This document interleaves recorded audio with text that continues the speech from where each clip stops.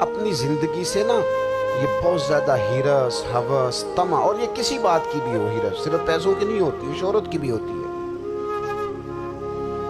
یہ بیماری انسان کو اقتدار کی بھی ہوتی ہے، تعریف کی بھی بیماری ہوتی ہے، یہ سارے نقص ہوتے ہیں لوگوں کو، اور معاذ اللہ بعض جبوں کبوں کے اندر بھی ہوتے ہیں، وہاں بھی پنپتے ہیں۔ اپنی زندگی جب تک اس سادگی میں نہیں لاؤ گے جو رسول پاک نے عطا فرمائی، جب لوگ آسانیوں میں پوری طرح الجھ گئے تو پھر وہ دور ہوئے اور کفر چڑھ گیا۔ دوسری بات، اللہ کے محبوب صلی اللہ تعالی علیہ وسلم کی محبت ہم سے تقاضا کرتی ہے کہ ہم اس مشن کے لیے کام کریں جس مشن کے لیے رسول پاک نے کام فرمایا۔ ہم سارے کام بڑی مضبوطی سے، سوچ سمجھ کے، تدبر سے، حکمت سے، تقاضوں کو مد نظر رکھتے ہوئے کرتے ہیں سارے کام۔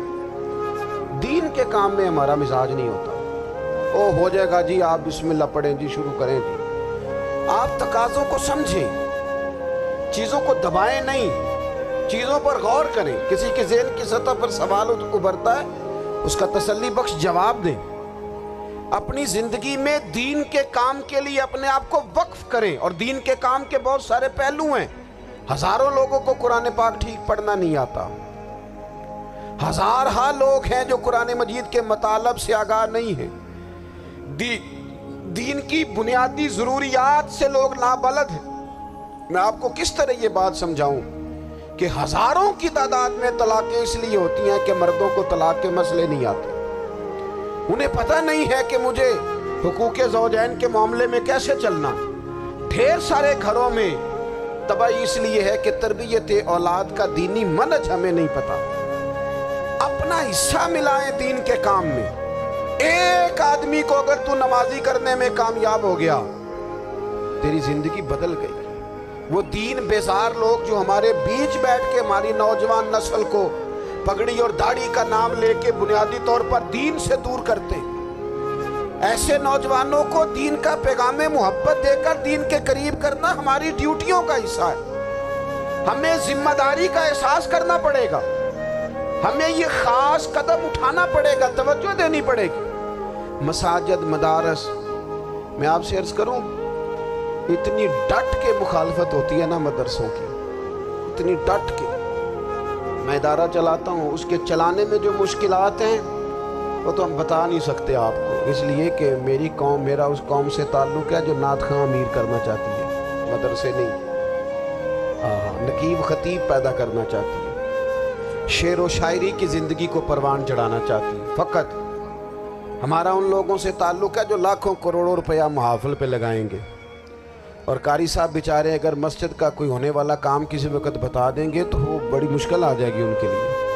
یہ کیسے ہو سکتا ہے، آپ نے یہ ڈیوٹی بتا دی۔ مدارس، اور جتنا اہم رول دین کو پھیلانے میں مدارس اسلامیہ کا ہے، اتنی زبردست، لوگوں کا خیال ہوتا ہے میری طرح کے لوگ شاید کام کرتے ہیں، ڈیوٹی کرتے ہیں۔ یہ 10-15 لوگ آپ کو نظر آتے ہیں جو آپ کو کہیں میڈیا پر یا ادھر ادھر ڈیوٹی کرتے، مخلص لوگ اپنی جگہ پہ، وہ بھی بڑا ہی کام کر رہے ہیں، جو میڈیا پہ آ کے بھی اخلاص سے اور درد دل سے کو دین کی، ان کی بھی کسی بات کی حوصلہ شکنی نہیں، لیکن ہزارہا اساتذہ جو مدارس میں بیٹھ کے پڑھاتے ہیں، انہوں نے وہ سارے لوگ تیار، آپ سمجھ نہیں سکتے کتنا بڑا کام۔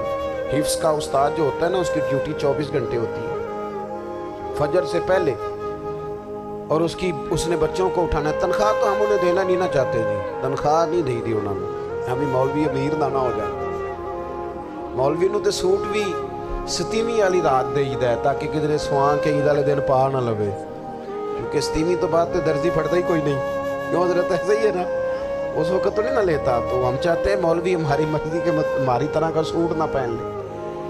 مدارس کی مضبوطی، آپ یہ دیکھ لیں، یہ صلاح الدین ایوبی کا تعلق بھلا کس چیز سے تھا؟ غوث اعظم کے مدرسے سے۔ حضور غوث اعظم کے مریدوں کی جماعت اس کے ساتھ شامل تھی۔ کون لوگ تھے جنہوں نے مدارس سے فیض پایا؟ رازی اور غزالی، حضور غوث اعظم، خواجہ اجمیر، یہ سب لوگ مدارس کے لوگ ہیں۔ کمزوریاں ہیں، غلطیاں ہیں، بہت ساری چیزوں کی اصلاح کی ضرورت ہے، لیکن یہ دین کا بہت بڑا قلعہ ہوتا ہے مدرسہ، لیکن اس کی مخالفت کی جاتی ہے۔ مجھے بتائیے، اگر مدرسوں میں کمزوریاں ہیں تو کالجوں یونیورسٹیوں میں نہیں ہیں؟ ہم نے کبھی مخالفت کی ہے بند کر دو سارے؟ لیکن لوگوں کا جب خیال آتا ہے، جب ہمارے ایک سابقہ وزیر صاحب تھے سر راہ، کسی دعوت میں میری ان سے ملاقات ہو گئی تو انہوں نے کہا مدرسوں کا کردار کیا ہے آج کے ماحول میں نے انہیں کہا کہ مختلف کورسز آپ کراتے ہیں نا، تو اس کے لیے پھر مختلف ویکینسیز ہوتی ہیں، جہاں بچوں کو مدرسے کا کورس کرایا جاتا ہے تو استاد بننا ہوتا ہے، اس نے خطیب بننا ہوتا ہے، مسجد کی ڈیوٹی کرنی ہوتی ہے۔ میں نے کہا بالکل کوئی حکومت سرپرستی نہیں کرتی، لیکن اللہ کا فضل ہے۔ کبھی آپ نے کوئی مسجد سنی ہے جس میں جمعے والے دن مولوی نہ ملا ہو جمعہ پڑھانے کے لیے؟ کبھی آپ کو رمضان میں ایسی مسجد ملی ہے جس میں قرآن مجید سنانے کے لیے حافظ نہ ملا ہو؟ یہ ہو سکتا ہے کسی حافظ کو مسجد نہ ملے۔ تو مدارس کے ذمے جو کام تھا مدارس نے جم کے کیا ہے اور ڈٹ کے کیا اللہ کے فضل سے۔ اور مدارس کے لوگوں کو بھی کمزور نہیں پڑنا چاہیے، کبھی کسی وزیر مشیر مالدار کے روب میں نہیں آنا چاہیے، قطعاً نہیں۔ کیوں؟ کہ یہ وہ عظیم لوگ ہیں رسول اللہ صلی اللہ علیہ وسلم کے دین کے غلام، کہ ابھی ایک لفظ نہیں پڑھا ہوتا الف با تا سا، پہلے دن گھر سے نکلتے ہیں تو حضور فرماتے ہیں اللہ کے فرشتے ان کے پیروں کے نیچے پر بچھا بھی دیتے ہیں، پہلے دن اتنا بڑا اعزاز ملتا ہے۔ تو حضور کی محبت کا تقاضا ہے، دین کا کوئی کام کیا جائے۔ ایک خاتون مسجد نبوی شریف میں جھاڑو دیتی تھی، پر کوئی کام تو کرتی تھی نا۔ اور کس مسجد میں؟ جہاں 70,000 فرشتے صبح آتے ہیں 70 شام آتے ہیں، اس مسجد میں وہ خاتون جھاڑو دیتی تھی۔ بخاری ہے، جب ان کا انتقال ہو گیا صحابہ نے سوچا کہ حضور کو تکلیف ہوگی، بغیر بتائے جنازہ پڑھ دیا۔ حضور صبح تشریف لائے، تازی قبر دیکھی، اور محبوب وہ ہیں جو فرش پہ کھڑے ہو کے عرج کی خبریں دیتے ہیں۔ نبی پاک علیہ الصلوۃ والسلام نے فرمایا کہ مجھے اطلاع کیوں نہیں دی اس کے انتقال کی؟ یہ کرم دیکھو، کوئی ڈیوٹی تو کرتی تھی نا یار، پر خلوص سے، پر پیار سے، پر اللہ کو راضی کرتی، پر درد دل سے۔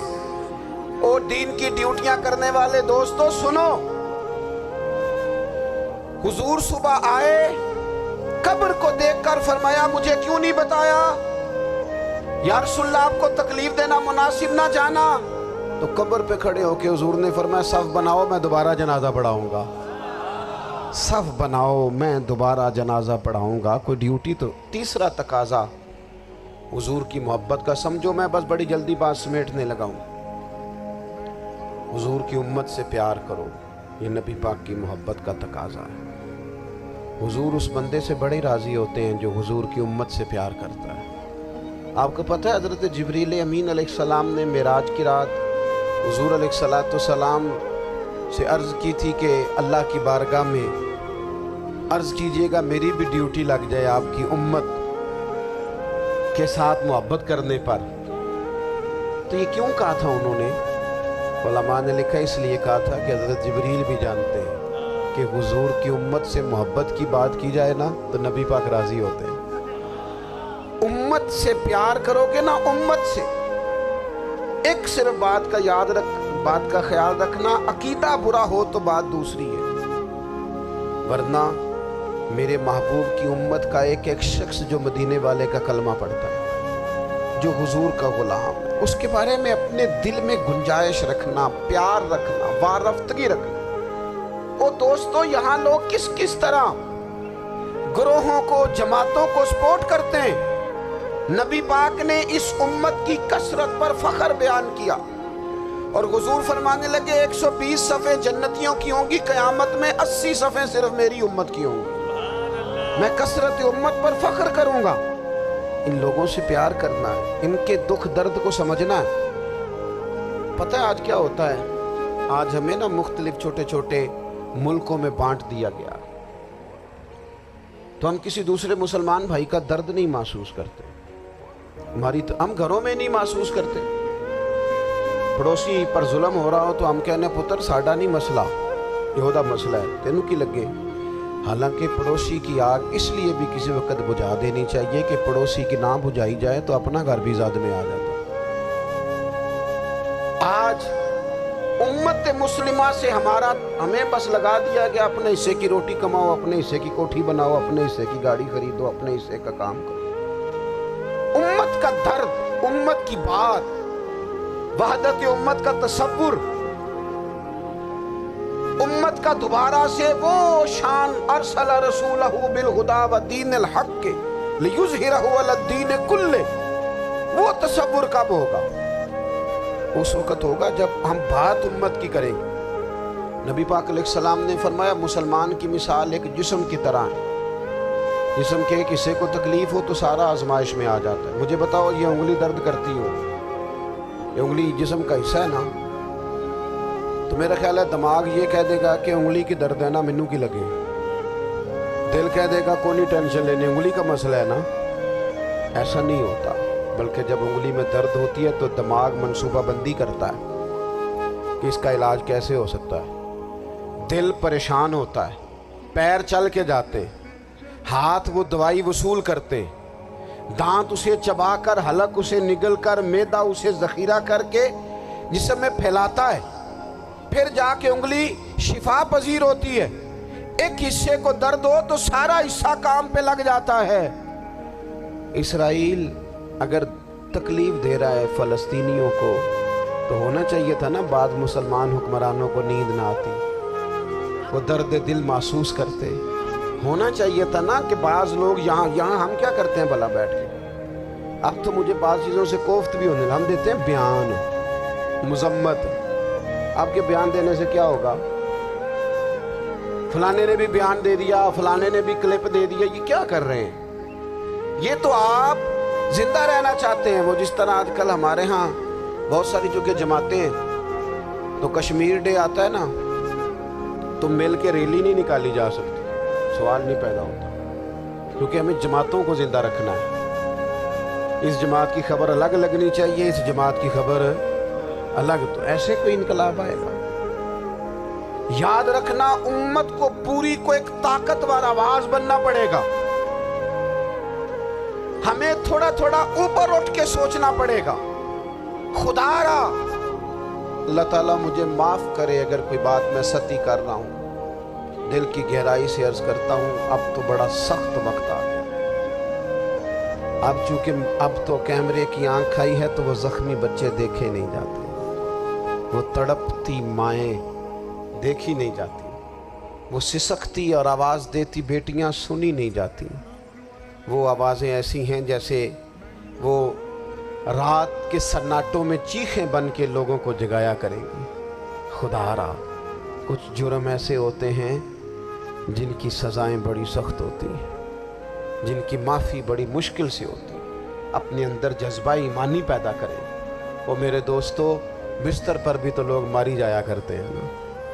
اپنی زندگی رسول اللہ صلی اللہ علیہ وسلم کے دین کے نام کرو، جذبہ جہاد، شوق شہادت اور عشق رسول، یہ عناصر ہیں جو امت مسلمہ کو پیروں پر کھڑا کریں گے۔ 2 منٹ کے لیے سوچو، امت اگر اسی طرح کٹتی رہی، پریشان رہی، دکھتی رہی اور باری باری کر کے، اقبال نے کیا کہا تھا؟ اس نے کہا تھا وطنوں میں، انہوں نے کہا تھا کہ ان تازہ خداؤں میں بڑا سب سے وطن ہے، جو پیرہن اس کا ہے وہ مذہب کا کفن ہے۔ تو اقبال ہم کیا کریں؟ کہنے لگے بازو تیرا توحید کی قوت سے قوی ہے، اسلام تیرا دیس ہے، کیونکہ تو مصطفی ہے۔ تو بحیثیت مسلمان سوچنا شروع کر، بحیثیت مسلمان، اور یوں تو سید بھی ہو، مرزا بھی ہو، افغان بھی ہو، تم سبھی کچھ ہو، بتاؤ کہ مسلمان بھی ہو۔